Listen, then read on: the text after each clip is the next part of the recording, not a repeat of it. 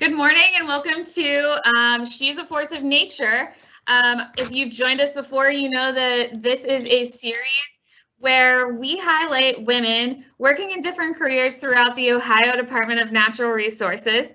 I'm Alyssa Yapel, and I am going to just introduce who we have on the call with us today very quickly.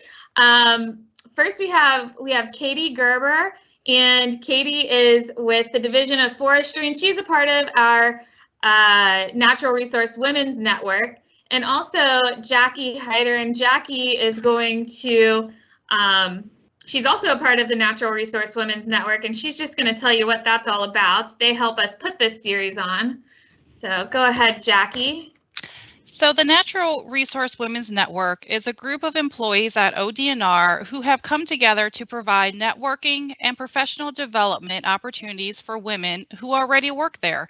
But we also focus on getting the word out to young women about all of the amazing career options ODNR has to offer.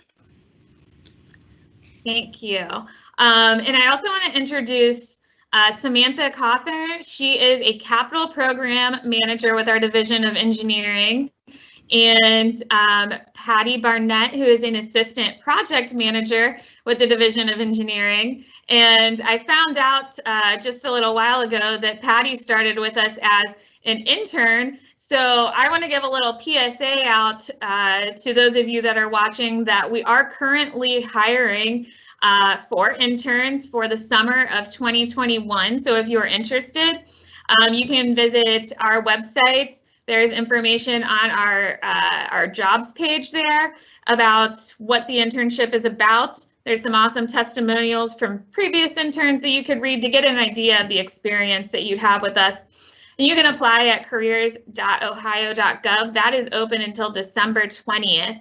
But I am going to pass it. Let's see. I'm actually not going to pass it off to anyone yet. I'm going to ask Sam and Patty, if you could tell us a little bit more about your home, where you're from, what's your hometown, your educational background, and what exactly are your responsibilities with your job? What are your job duties? So Sam, I'm going to send it to you first. Okay. Well, I have a degree in architecture from The Ohio State University, and I am a Buckeye born and bred. I started up in a little small town in northeastern Ohio called Perry, Ohio, up on the lake. Graduated from North Olmsted, Ohio, which is a suburb on the west side of Cleveland. Came down to Ohio State and then stayed here in the Columbus area, and I now live in Westerville. So with my degree in architecture at Ohio State, my career has been completely with the state, 31 years with the state, doing facilities and construction related activities in a variety of different positions. But I came to DNR 7 years ago to assist with our capital improvements program. And so my role as the capital program manager, I make sure that projects keep moving, and I supervise the project managers who are made up of, we have a landscape architect, we have a lot of civil engineers, electrical engineers, and various project managers, all professionals in the construction field. So that's my role. Awesome. Thanks, Sam. And on to you, Patty. And then after that, I think Jackie or Katie's going to take it over for questions. Okay, I was born in Northeast Ohio as well, in Canton, Ohio. I have a Bachelor's of Science in Business Administration from the University of Akron and an MBA from Ohio State. I joined the department in 1992 as a college intern with the Division of Parks and Recreation, which is now Parks and Watercraft. And eventually, after a couple years, worked my way up to marketing manager for the Division of Parks, doing different, whatever we needed to do to try to boost usage at our facilities. And I've been with the Division of Engineering for the last 6 years as an assistant project manager. And I work with the project managers on small construction projects and developing standards for documents and processes and quality assurance reviews.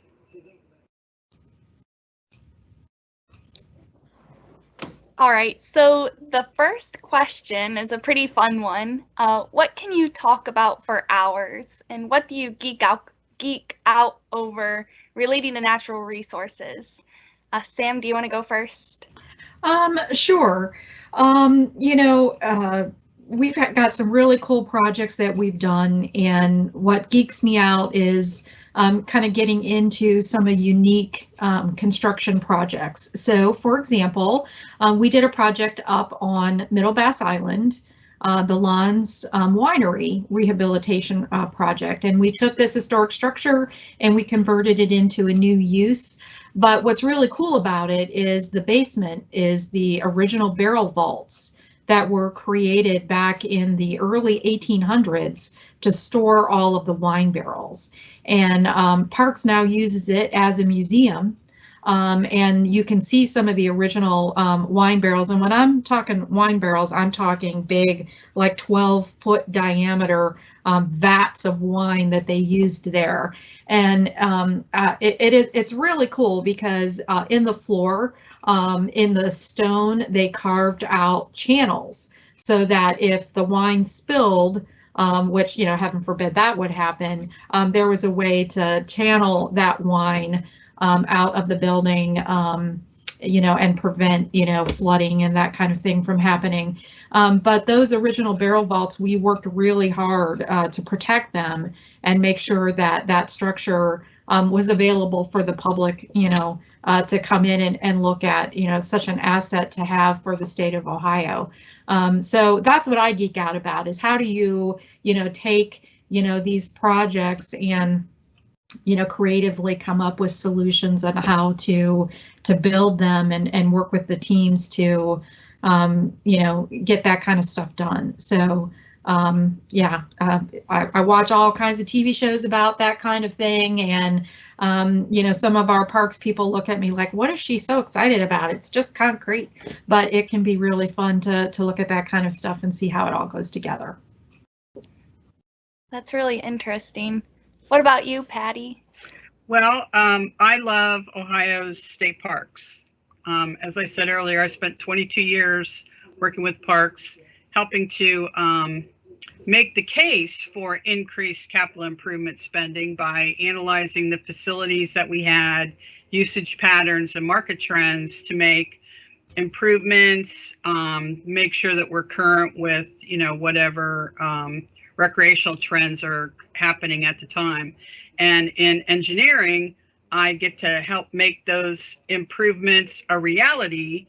And I could go on, for hours about how the structures that we have were built in, some of them in the 50s and 60s, and they haven't really been improved over a long period of time, and, what we could do with them to make sure that we're still relevant with the folks that are using our facilities now. Thanks, Patty. The next question, Sam, where would we find you on a Saturday afternoon? Well, if it's in the summer, what you would find me on in the afternoon is resting at home after a long morning out walking 18 holes of golf. My husband and I are weekend golfers. I wouldn't say we are anything close to pro golfers, but we do like to be outside in the great outdoors. And we typically walk all 18 holes. So we have enjoyed some of the golf courses that ODNR has, as well as many throughout Central Ohio. So yeah, that's how we participate in the great outdoors. And I would like to say that all that fresh air improves my golf game, but I unfortunately can't say that. So. And what about you, Patty? Well, in my younger days, I spent many Saturday afternoons at lake beaches because, of course, we don't have any ocean beaches here in Ohio, but we do have some really great lake beaches. Watching my kids and then my grandkids playing in the water. And I also love to play golf. I haven't done it very often in the last few years, but I have played several of the state park golf courses, and they are really, really nice. Deer Creek is probably the most forgiving because it's got very wide fairways, and there's not a lot of trees. So if you ever get a chance, that's a really nice golf course that's, you know, local to Columbus. And now I like to walk trails and, you know, take a book and sit outside and read. And I am going to jump in, guys, because we have a special guest that's going to help us interview today. We had a little bit of technical difficulty getting her on, but she is here now. So at ODNR, we have a Conservation Teen Advisory Council. And I'm going to show you Angelina in just a minute and ask her to just let us know where she's from and what grade she's in, and her dream job, because it fits in well with what we're talking about. And then we're going to move on with the interview again. But also, I forgot to point out, if you have any questions, please go ahead and type those in the Q&A box, and we'll get to those a little bit later. I see one came in, and we'll get to that shortly. So thank you for your questions. But Angelina, tell us a little bit about yourself. Yeah, hi, I'm Angelina. I'm originally from Cleveland, Ohio. I'm a junior this year, and my dream job is to be a landscape architect. So I am currently in Auburn Career Center up in Paynesville. I'm in the Plant, Turf, and Landscape Management program. So yeah, I've always loved landscape architecture, and I really hope that being in this program and getting to meet and talk with people like you guys it'll make all the difference in the future. So awesome. And so now, Angelina, you're going to get your chance to put our interviewees here on in the spotlight. And yes, I am so sorry about the technical difficulties. That's okay. It was a rough morning. So you can go ahead with the first question, and we'll have Sam take it, and then Patty. All right. So what are some of the most exciting projects that you guys are working on right now? Oh, sorry, Angelina. I think did we just do that one? Angelina and I were. Nope, we're good. Sorry, my bad. So I'll start with that one. Actually, the background I have today is related to a project that I'm working on with our Division of Geosurvey, which is we are currently doing a study up at Glacial Grooves on Kelly's Island, where we are looking at what are some of the causal factors related to some deterioration that we are seeing on the rock surface. So it's a really interesting project because it ties in a lot of science, which I know DNR is very strong in, and then potentially with construction, which is where I come in. And so we're looking at different options to address water infiltration, water runoff. We have a biologist that we're working with looking at the various plants that are growing up in the area, because you know, that's such a unique ecosystem up there that there are some endangered plant species as well as animal species up there. If you're familiar with some of the reptiles up along the lake, there are some snakes and turtles that we have to be careful about. But, you know, we're also exploring, you know, what are some options to protect it from a physical standpoint. You know, what are some structures that may or may not work up there, and is that the right direction to go? So it's a really exciting project. It's kind of a unique project. I have a lot of experience doing construction in the state, and most of it's, you know, building buildings, which is fun and cool, but you know, this is something that I think is very, very unique to DNR and not something that a lot of people in the construction world get to do. So that's, I think, the most exciting thing that I'm working on right now. All right, my turn. I just finished up a couple of pretty interesting projects. We put a parking lot and a pedestrian bridge down at Bach Hollow for folks to be able to more easily access a trail that is from the parking lot across a gorge. So we put a little bridge up so that folks could more easily access that. And then we put a camp store in up at Alum Creek that had been destroyed by fire a few years ago.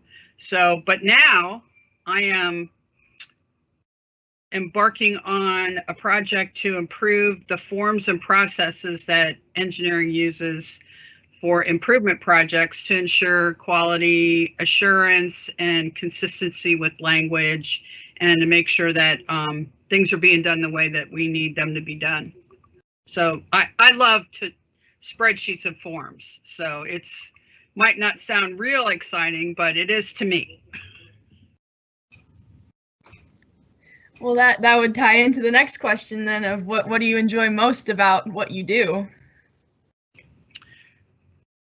I love improving things, whether it's facilities or forms or processes, because we can always make something better if we keep looking for opportunities to do that. And it's really exciting to be watching all the improvements that we've been making to the facilities around the state that the department owns. So yeah, Sam. and for me, I would say that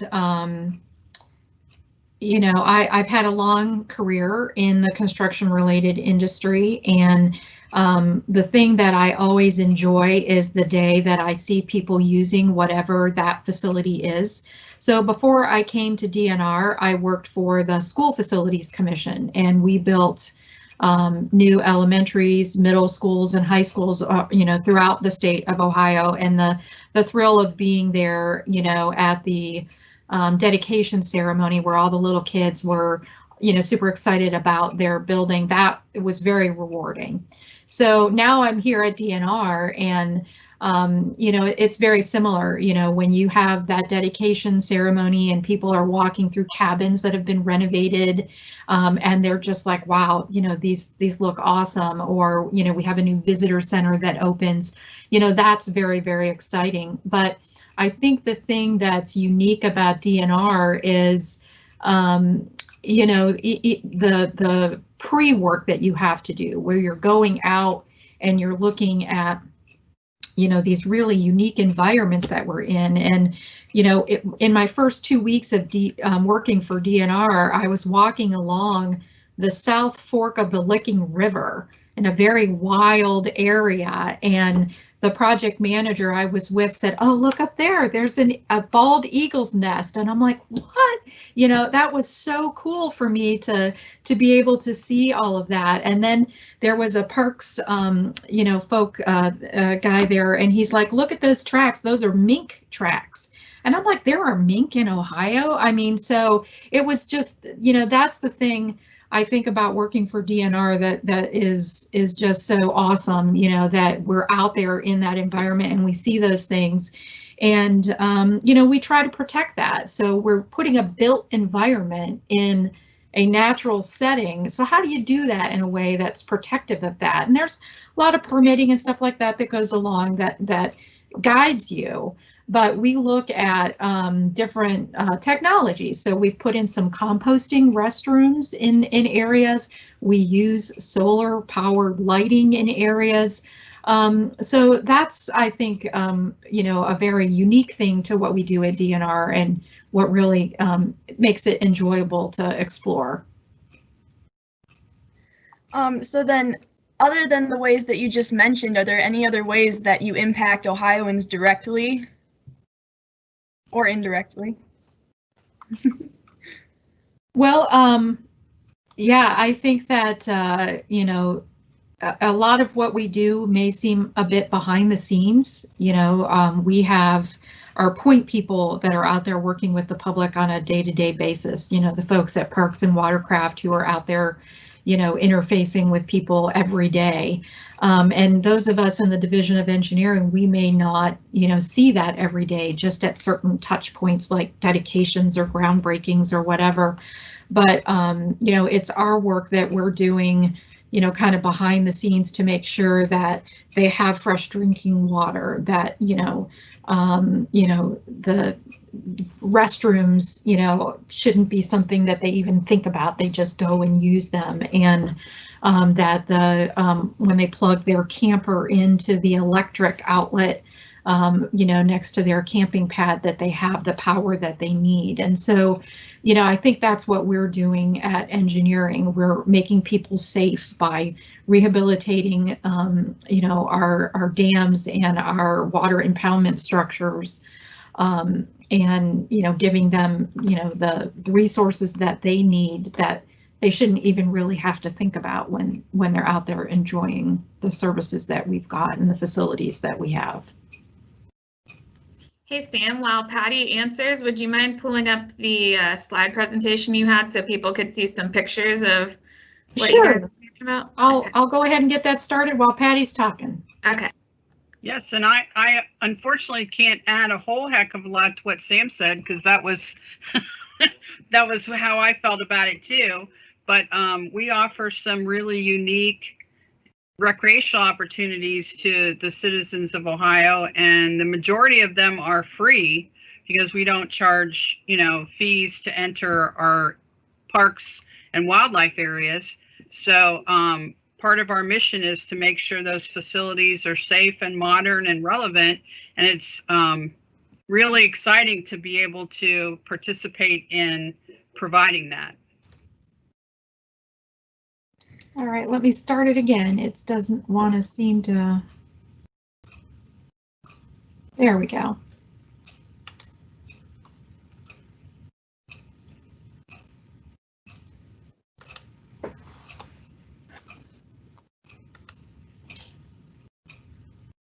All right, hopefully it will get going here.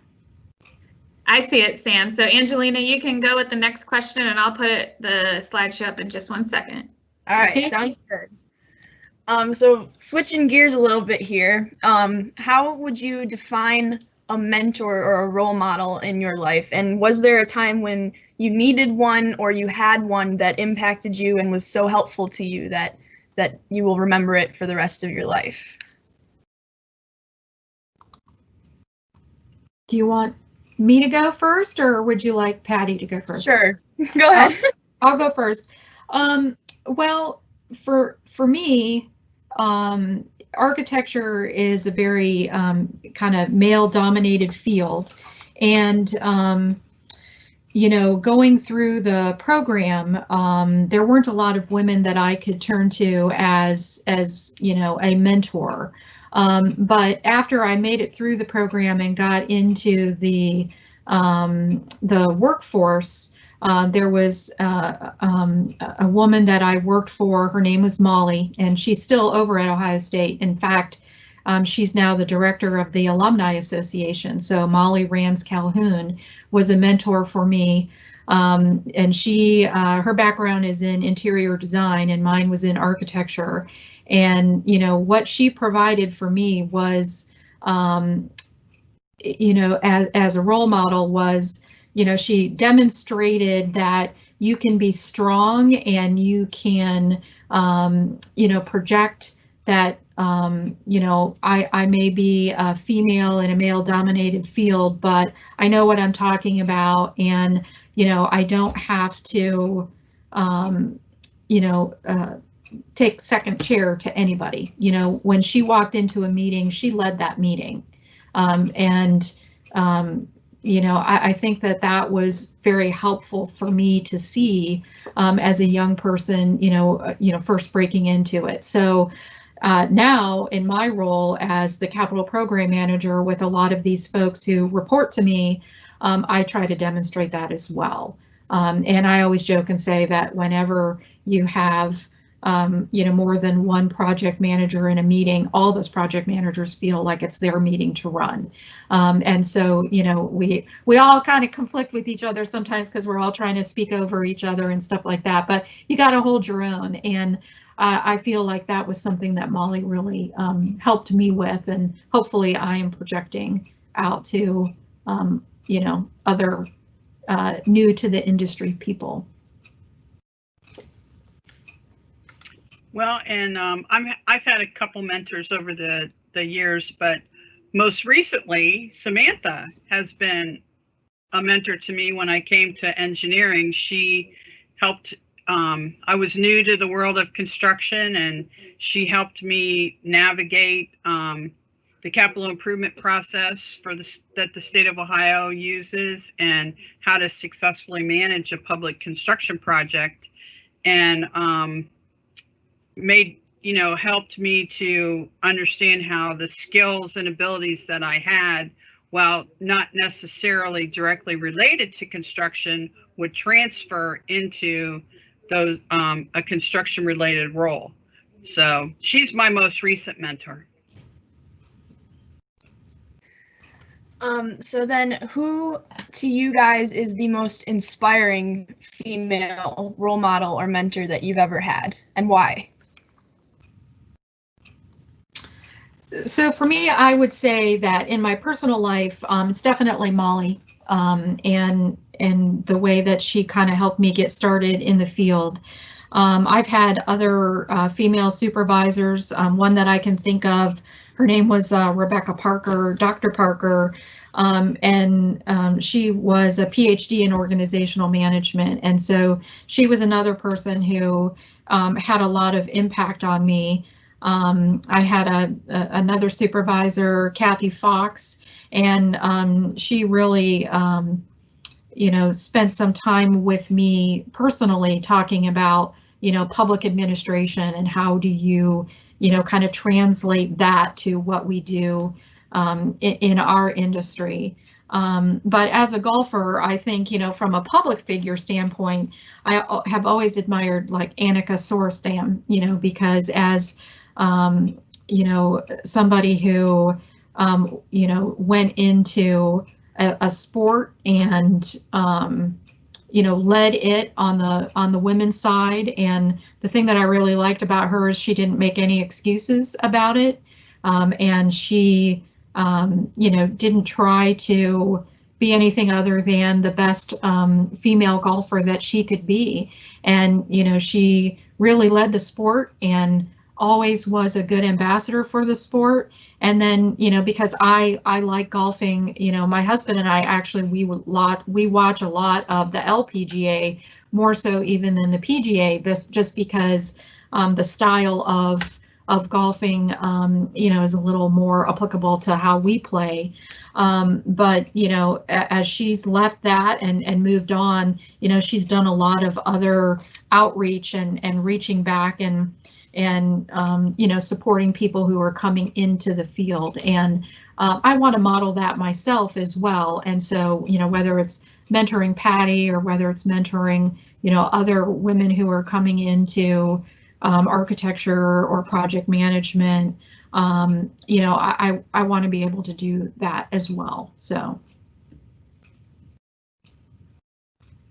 Yeah, mine, and this dates me, Gloria Steinem, because she was a very vocal advocate for women's rights. And in the mid to late 70s, when I graduated from high school and I was in college, she kind of helped me decide that I wanted to take on roles that were not necessarily a woman's role, if you will, in quotes. So that's why I went into business management and computer technology, because there weren't many women in those fields at the time. And I wanted to be one of the first. I was actually even supposed to be, I was accepted into the Air Force Academy as one of the first women to go through the academy, and I chickened out at the end. But that was one of the things. It's like I just wanted to break into some roles that were male dominated because of the influence that she was having at the time on women's rights. So then, is there one piece of advice that you would give to a young person, and more specifically a young woman who is looking to go into a career in one of these resource fields? Well, maybe I would say don't chicken out. Right. And I just say that kind of tongue in cheek because Patty is a very strong person. So I can't ever imagine you doing that, Patty. But yeah, I think that, you know, my daughter, who's 27, she's an interior designer and she works for a large architectural firm out in Colorado. And when she was contemplating going into that field, the design field, my advice to her was, you know, keep to your own path. And if you are designing something and you're in your studio, it can be very intimidating.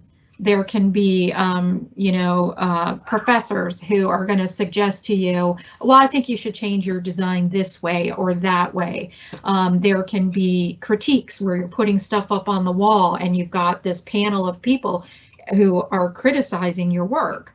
But, you know, stay true to your design and what you want to do, because they'll test you and they'll try to sway you one way or the other, and don't lose confidence in what you do, because I you know, because of my background, you know, I told her, I'm like, you have the talent, you know, you have the ability to do this, and don't let that you know, kind of cultural norm that I think a lot of young women have, which is to please other people, get in your way.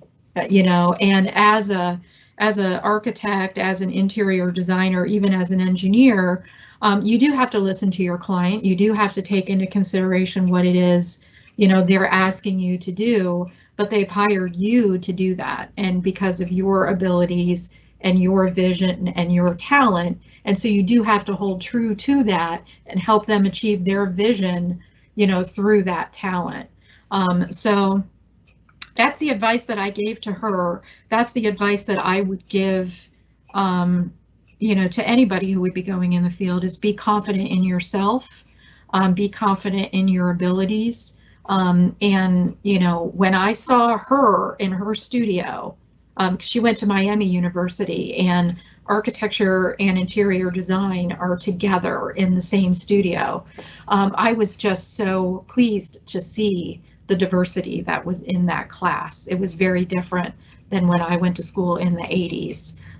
You know, when there was only 2 women in the entire studio. It was almost a 50-50 split. So I'm seeing more women come in to that field. And, you know, I think that's a good thing. And having a lot more diversity in the construction industry, you know, from, you know, an ethnic background, and, you know, different cultures and things like that, I think is something it still needs to pursue, because it right now isn't as diverse, I think, as what it needs to be. But at least from a gender standpoint, it's starting to break open. Yes, and I would say, particularly if you're looking for a career in natural resources, you have to be passionate about the environment, and you have to be passionate about the contributions that you can make to, you know, to protect the resources of Ohio for future generations, because that's part of our job, is to make sure that our natural resources and the environment are there for our grandkids and their grandkids.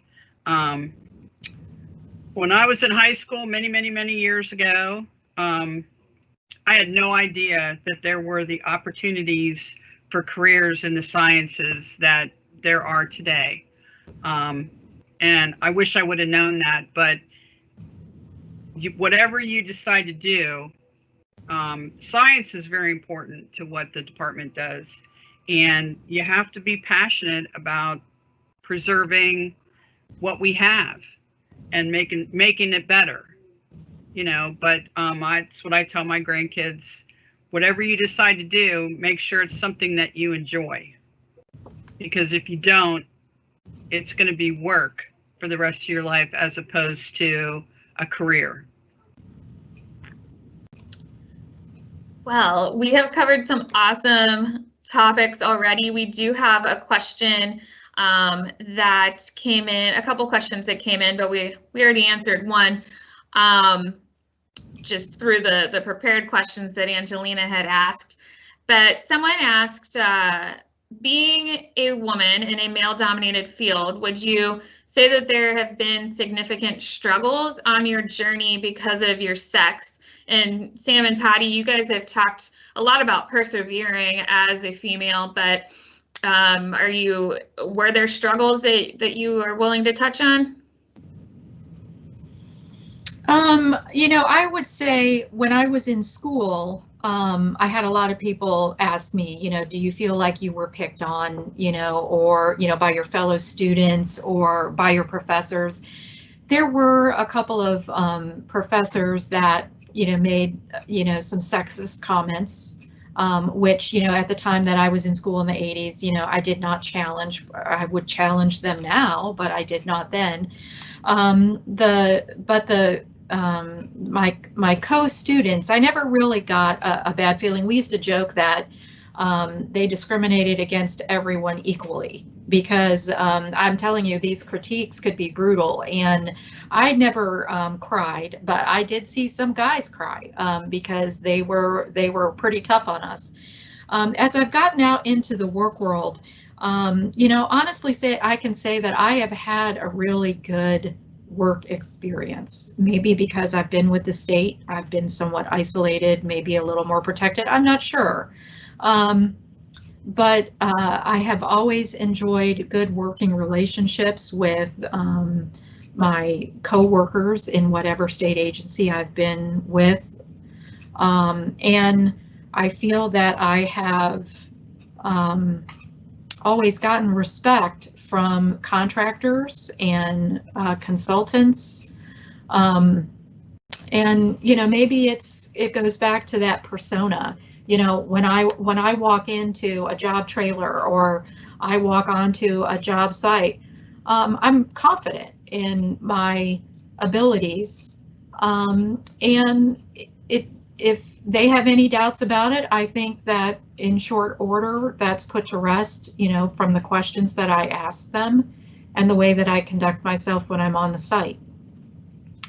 Because I enjoy it, and I'm out there because I enjoy it. And I think that that's, part of, what I'm communicating when I'm out there with them, where I'm asking them questions about what's going on, or, how are you doing this, or why are you doing it that way, or whatever. So then when I tell them, clean that up, that is a mess, there isn't a lot of kickback on that because they're like, yeah, she knows what she's talking about. So I don't know that I would say that I've had any struggles, or if it's something that has come up, I've put it to rest pretty quickly. Patty? Well, and I guess I'll give you a little bit more in depth about the chickening out for the Air Force Academy. I had a couple cadets come to my house and tell me all the terrible things that they were going to do to the women that were coming in because they didn't want women at the academy. Calisthenics in your underwear, doing all these different kind of things. And at the time, I just wasn't really sure I was up for that. So, but that particular experience did later give me a lot more drive to not be in that position, to not allow myself to be belittled by people or, males who didn't feel that I might be capable or qualified, standing your ground, making sure that you're confident in your knowledge and abilities. So that experience gave me some growth opportunities. And I think I did find out there of that entire class, I think only 2 of the women actually graduated. Oh, wow. And there might have been, 10 of us who were selected, and I think only 2 actually graduated. They were able to force all the rest of them out.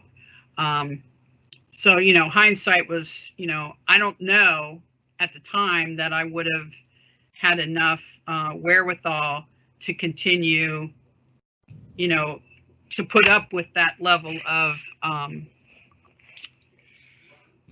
discrimination, I suppose would be, you know, the sexual harassment, that type of thing. So, but now, you know, I don't feel that I feel that I'm as capable as anyone, in particular, any man, in anything. And, you know, I'm the first one to say, I don't know something, I don't understand something, but I'll figure it out. You know, but you're not going to assume that you're better than me. Right.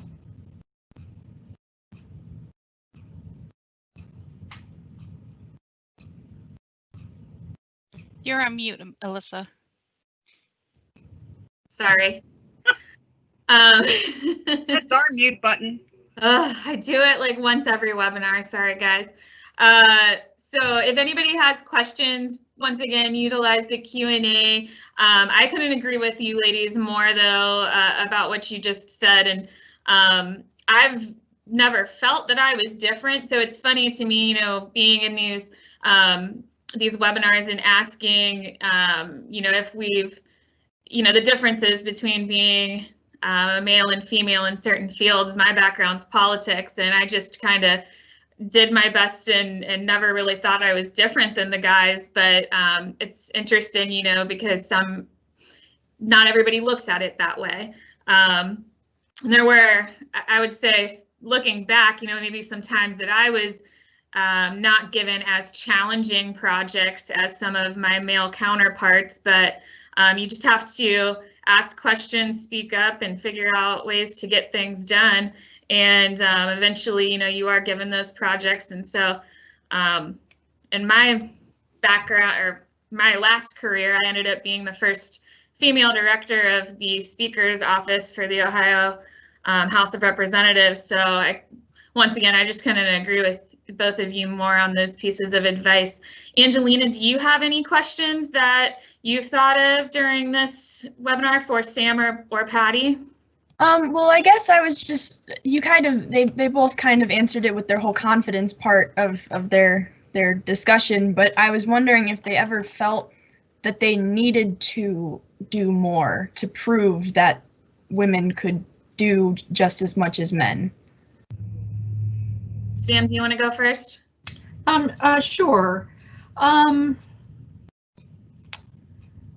You know, I would say probably earlier in my career, I felt like,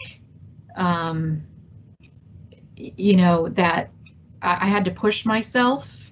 I felt like I was playing catch up a lot because a lot of the folks that were, you know, starting off, you know, in similar positions to me, maybe had taken advantage of some internships while they were in school. And it did seem like, you know, a lot of them had, you know, family members that were in the industry and could help them get, you know, like they could work at their dad's firm or their uncle's firm or something like that, which I did not. And so, yeah, I did have to play catch up. I felt I was always, you know, trying to you know, prove that, you know, I could do similar things. You know, now in my career, you know, I have the luxury of kind of looking back over, you know, kind of the last 30 years of what I've done, and I don't feel that anymore. You know, I definitely feel like, yeah, been there, done that kind of thing. And now I have people coming to me for advice, and you know, I'm providing direction of what to do. We have something we call project strategies, which is a meeting that we have once a week where project managers can come in, you know, when they have issues on their projects or they've hit a point where they need some feedback, and we talk through, and it's very collaborative. And you know, people, you know, voice, you know, well, on this project I did this, you may want to try that. And you know, so we have at DNR in the Division of Engineering built a very collaborative organization where people are comfortable in saying, yeah, I need some help here. And so I really enjoy participating in those discussions, and I feel like, my advice is definitely sought after and, and acted upon, in certain cases, but as much as anybody else's, as, that's in that conversation. Yeah, I think for you, as you look at your career and as you move forward with things, hopefully, the trail has been blazed for you, so to speak. But, kind of going back to what Alyssa said and what we've said earlier, is that you definitely have to have confidence in yourself, and it has to be something that you enjoy doing. And if you focus on that, then I think the pieces will fall into place more easily for you. Patty, do you have anything? I would say I'm a little older than Sam, and I have always felt like I had to work harder than the next guy to prove that I could do something. Because I remember years when I was younger of, women don't have any business being in these types of careers. Finance and accounting, women don't have any business. You need to be taking care of your home and raising children and that kind of thing. And from an early age, I was like, I'm not getting married till I'm at least 30. And if kids happen, and I was 34 when I actually got married. So I accomplished that particular goal. But yeah, early on, I always felt like I was fighting an uphill battle trying to have a career in a workforce where men really still felt that women shouldn't be in management. They shouldn't be, they put stereotypes on us. So not so much anymore. And I love the fact that a lot of those things have changed, because, I think men of your generation are a lot more accepting because of some of the struggles that we've had to, that we had 30, 40 years ago. So I don't feel it so much anymore. But when I was younger, boy, there was a lot of that. So all she can do is just, stand up and say, don't tell me I can't do something. Those are fighting words for me. Don't tell me I can't do something, because I know I can. And I'll prove it to you. I think a lot of people fear the sciences and the engineering and architecture and design and stuff like that, because they hear, oh, it's really hard, it's really difficult, and I don't know if I can do it. You can.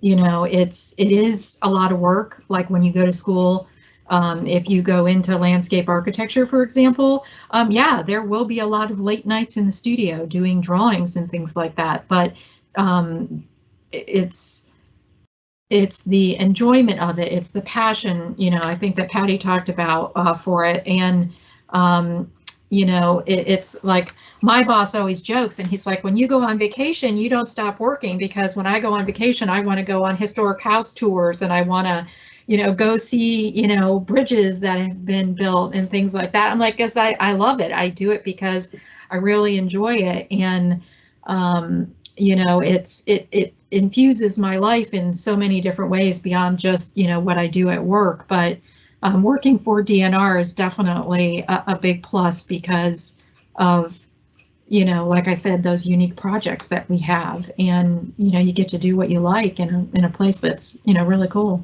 So. Well, we're getting close to time, but I have one more question for you guys. So if I am a young female or really anybody that's looking to get into engineering in one way or another, are there any extracurricular activities or volunteer opportunities or classes, anything extra that I could be doing to kind of stand out, above my peers? For architecture or engineering, if you have the opportunity to, do some extra things in AutoCAD or Revit, or any of those kinds of computer programs, you will hit the ground running so much faster when you get into school. So if your Career Center or your high school offer those kinds of things, I would highly suggest getting involved in that. Everything is online now. A lot of hand drawing has kind of gone to the wayside. I think they still made my daughter do a little bit of it to make sure she didn't lose that creativity that comes with free flowing. But everything she does is so far advanced when it comes to using 3D modeling and things like that. I think there's a lot of fun things you could do. We used to do some volunteering, with kids and doing like different building things where, we'd give them a kit of Legos and found materials, like rocks and string and stuff like that, and do like a little design build contest or something like that. Robotics is big, so, in engineering in particular, so there are different extracurricular activities related to that. Habitat for Humanity is always a good one to get involved in because you really see how things go together. That's helpful, when you're, trying to move forward in design. I would recommend things like that, I think. Patty, how about you? Yep, Habitat for Humanity was the first one I thought of.